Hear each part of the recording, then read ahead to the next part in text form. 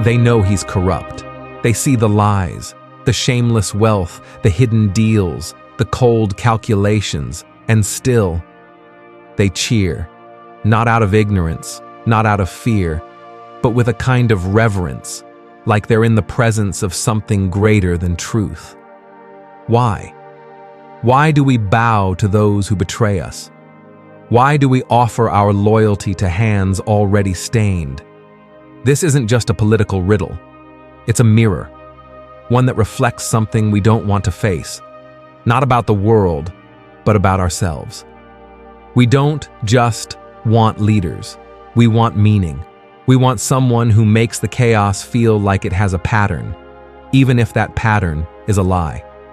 There's a silence inside us, restless, unspoken, that longs to be filled with certainty. And power, even corrupt power, has a way of making the world feel solid. We admire the strong, even when they're cruel. We follow the bold, even when they're blind. Because deep down, we are afraid. Not just of being hurt, but of being left alone in the fog, without someone to point the way.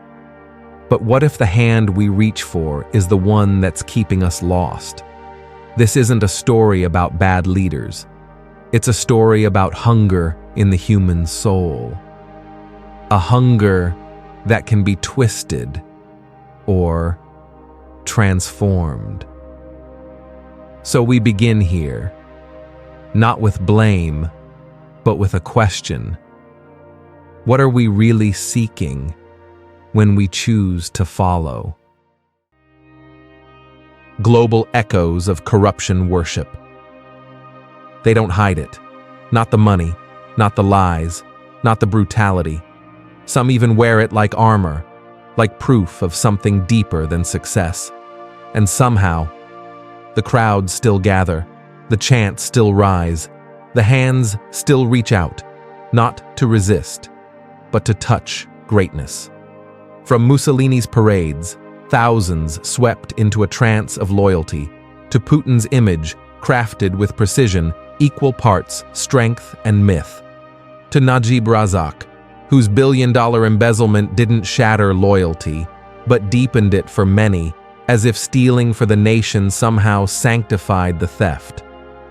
And it's not just politics. We see it in business, in fame, in the glossy cults of personality. CEOs who exploit and evade, yet are hailed as visionaries. Influencers who sell illusions, scandals, and still gain followers by the millions. Corruption isn't a hidden rot anymore. It's part of the aesthetic. Why? Because what they offer isn't just leadership. It's something primal. They offer a story, a narrative we can step into. They give us identity, borrowed power, a sense of belonging to something larger than ourselves. We don't just follow the leader. We become part of the myth. When reality feels unsteady, myth becomes medicine, even if it's poisoned. So the real question isn't why they deceive. It's why we want to believe. What emptiness inside us makes us choose illusion over integrity?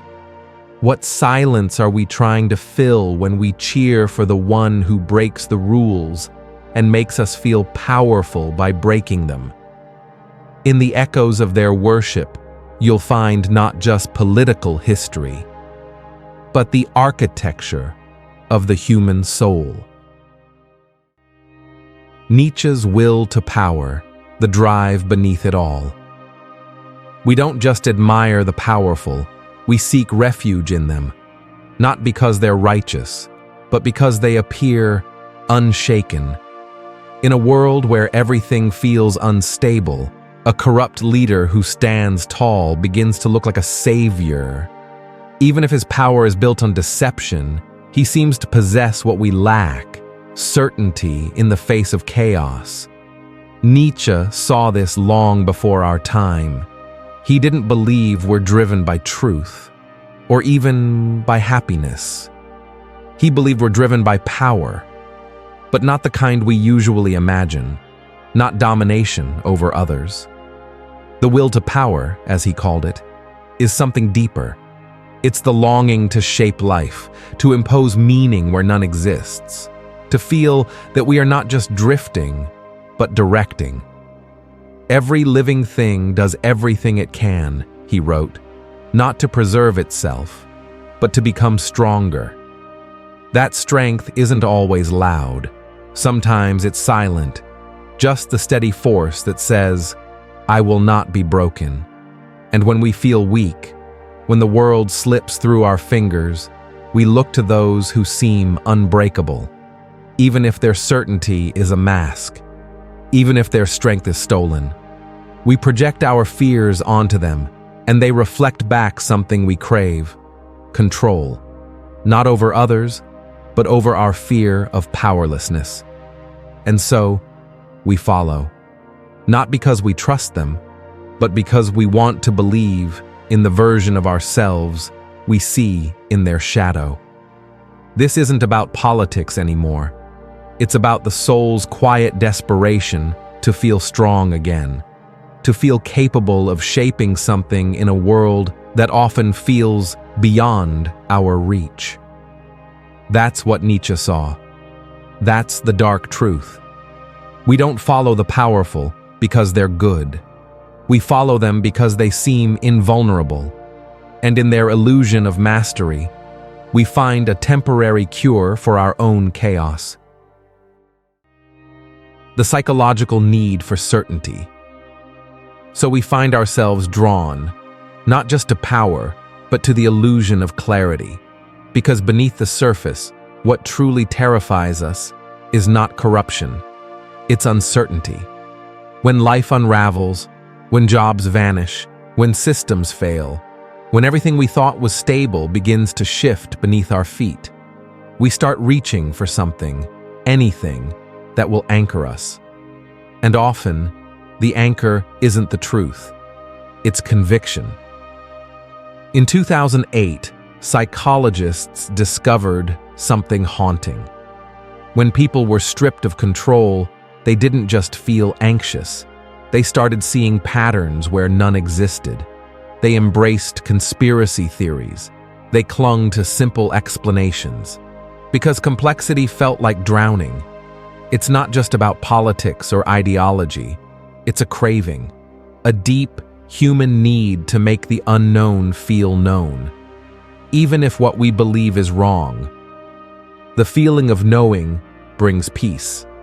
And that's where the corrupt leader enters the stage, not as a thinker, not as a healer, but as an oracle, with absolute answers, with unwavering certainty, with declarations so bold we mistake them for truth, and we follow. Not because we've examined his words, but because the sound of his voice quiets the noise inside our own. That's the addiction, not to him, but to the relief he represents. Even when he lies, even when he fails, even when we know.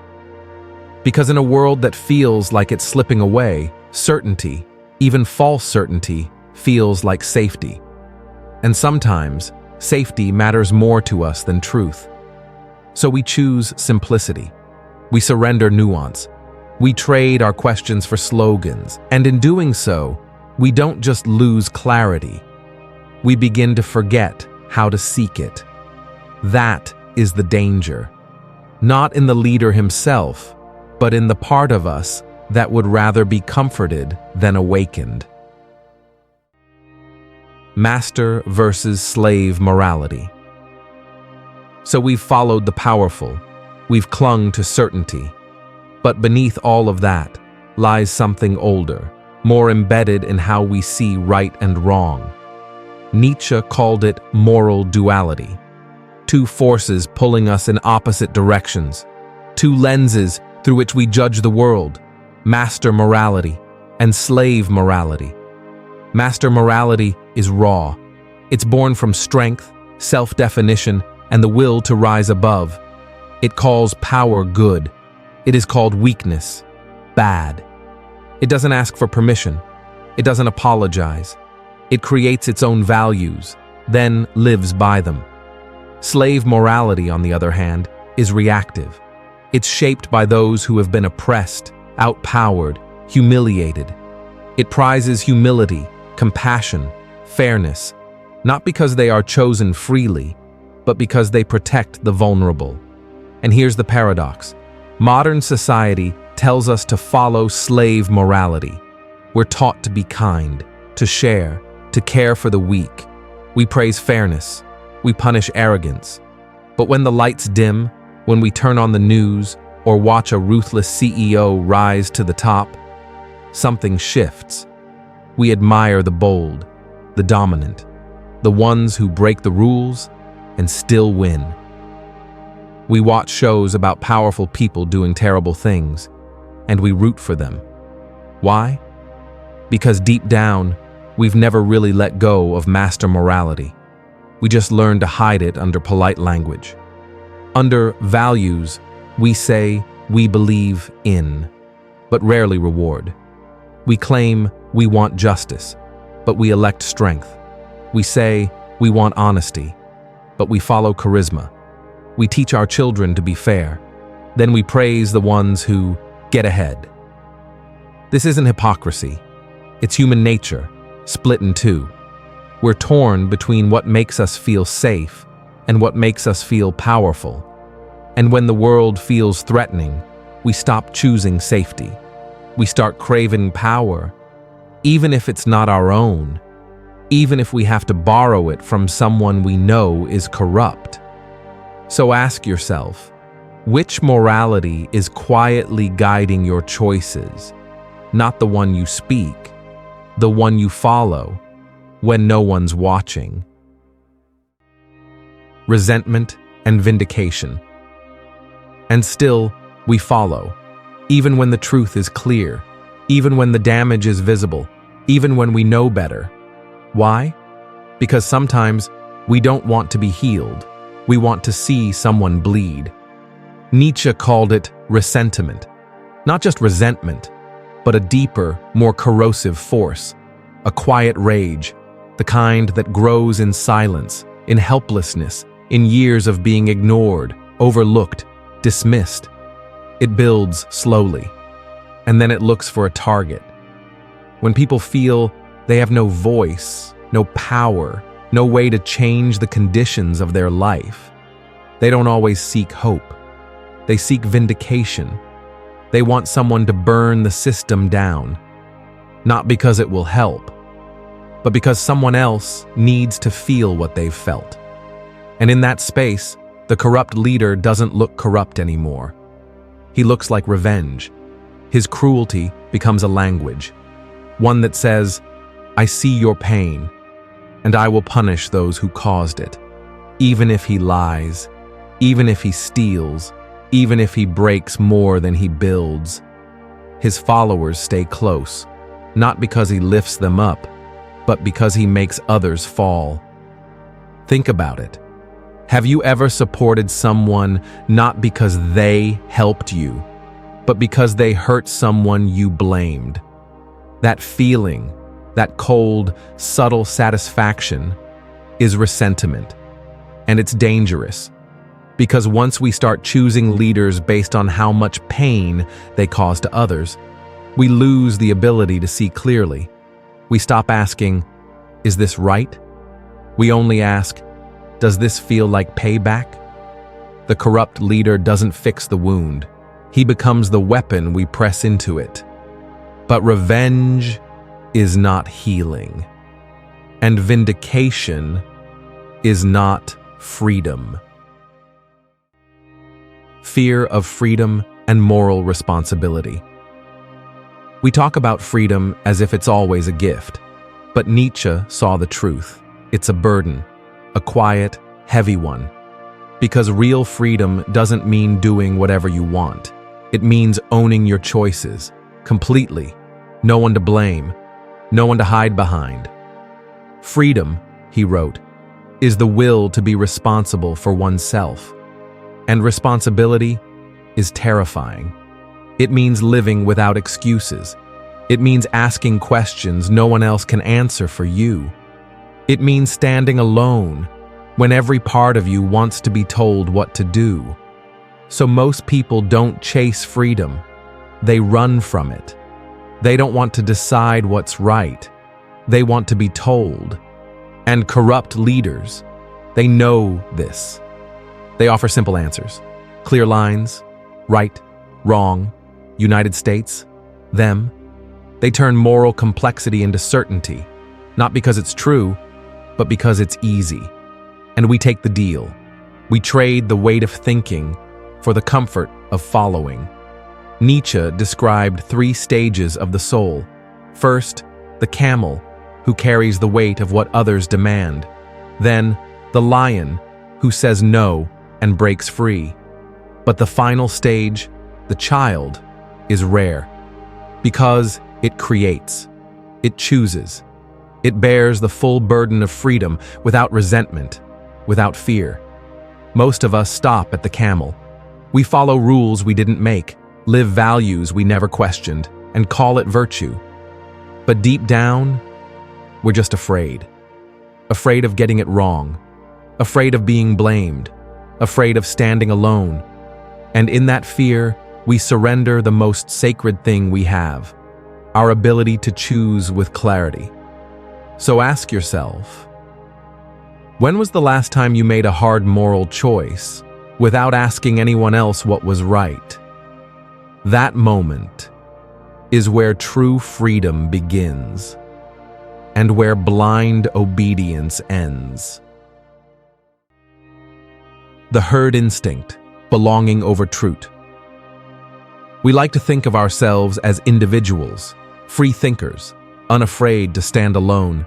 But beneath that story, something older is still shaping us, something ancient, the herd. We didn't survive as lone wolves. We survived by belonging, by staying close, by following the rhythm of the group, even when it led us off the edge. And that instinct still lives in us. We punish disloyalty more than dishonesty. We forgive lies if they protect the tribe. But the one who tells the truth, when the truth threatens the group, we exile them. That's why whistleblowers are feared. Why do truth-tellers get silenced? Not because they're wrong, but because they shake the unity we've built our safety on. When a corrupt leader says, "I am the people," he doesn't just defend his power, he fuses it with our identity. To question him becomes to question ourselves.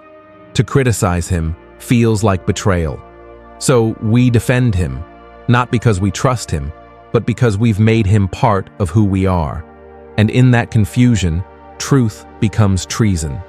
Even when we know he's lying, we stay silent. We look away.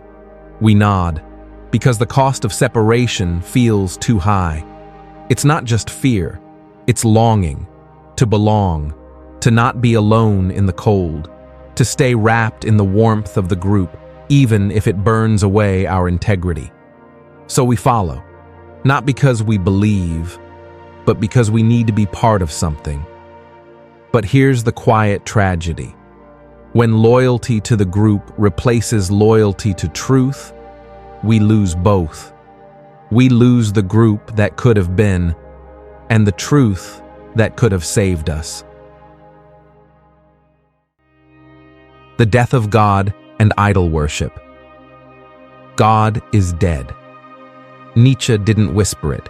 He shouted it, like a prophet in a marketplace, terrified not of what had ended, but of what would come next. It wasn't a celebration. It was a warning.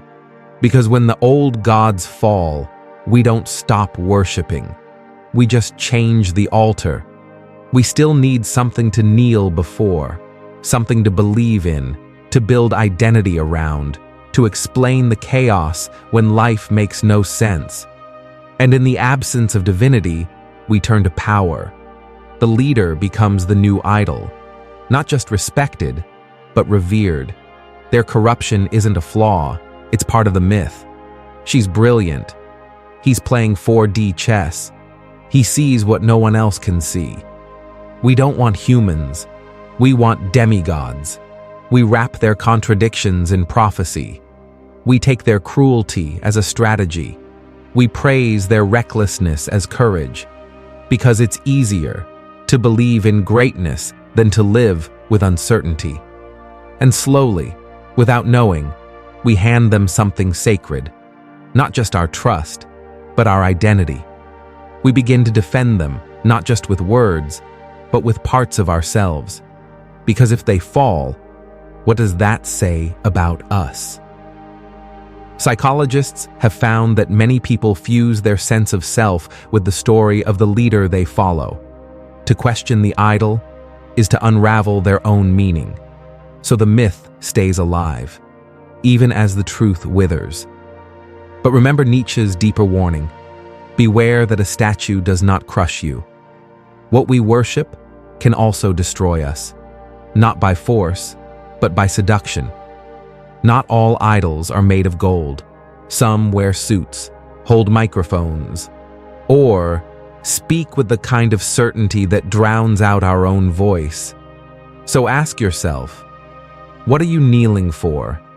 And is it worth what it's taken from you? Übermensch versus the last man. Nietzsche saw it coming. Two paths, two futures, two selves. One is the Übermensch, not a superhero, but a fully awakened soul, a creator of meaning, a being who embraces chaos, looks life in the eye, and builds truth from within. The other is the last man, tired, comfortable, afraid. He doesn't want the truth. He wants ease. He doesn't ask, what is right? He asks, what will keep me safe? He doesn't rebel. He scrolls. He doesn't awaken. He numbs. And perhaps the most haunting part, he's not suffering. He's content. Content in his smallness, his shallow pleasures, his low expectations. And so, when the time comes to choose, to decide who will lead us, who we will follow, we often don't choose the Übermensch.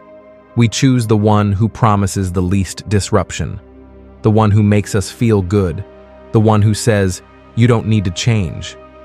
I'll handle it. That's not a leader. That's a lullaby. And the last man votes to stay asleep. He trades depth for distraction, freedom for comfort, awakening for anesthesia.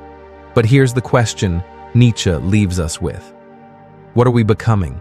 Are we climbing, creating, facing life with open eyes? Or are we curling inward, grasping at soft illusions, drifting quietly into irrelevance? The Übermensch doesn't ask for followers. He asks for courage. He doesn't offer comfort. He offers confrontation with the self. And the last man? He offers silence. The kind that feels like peace, but it is really just sleep. So which voice are you listening to? The one calling you higher, or the one keeping you still? Modern examples of resistance.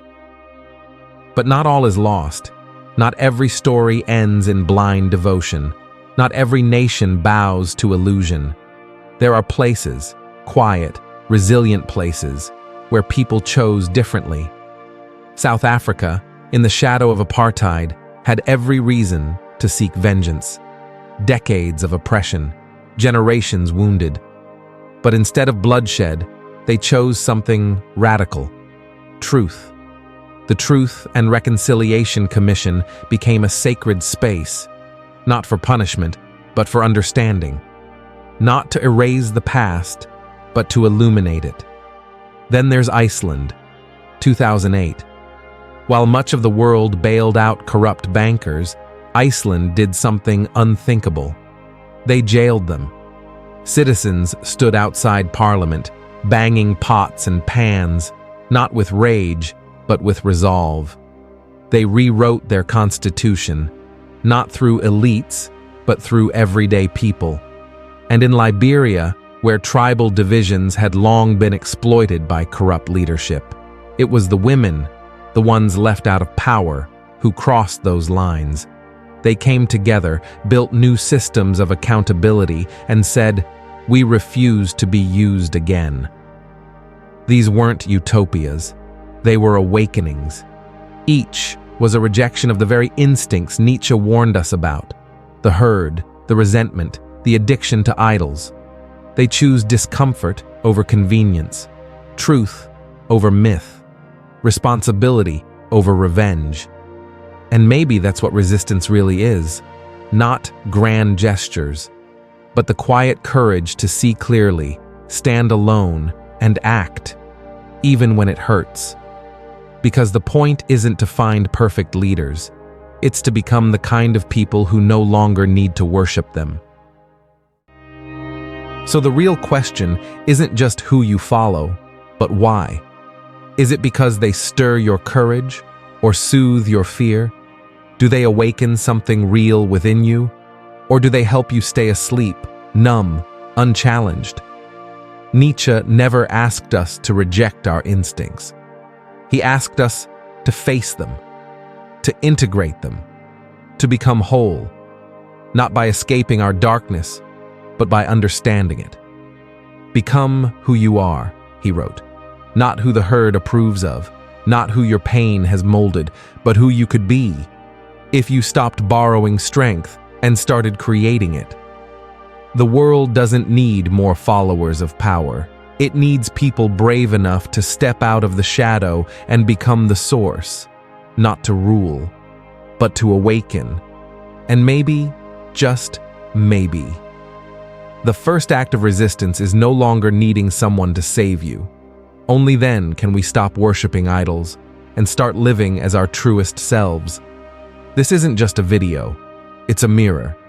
If you've ever wondered why we follow the very people who harm us, why truth gets silenced and power gets praised, this is your wake-up call.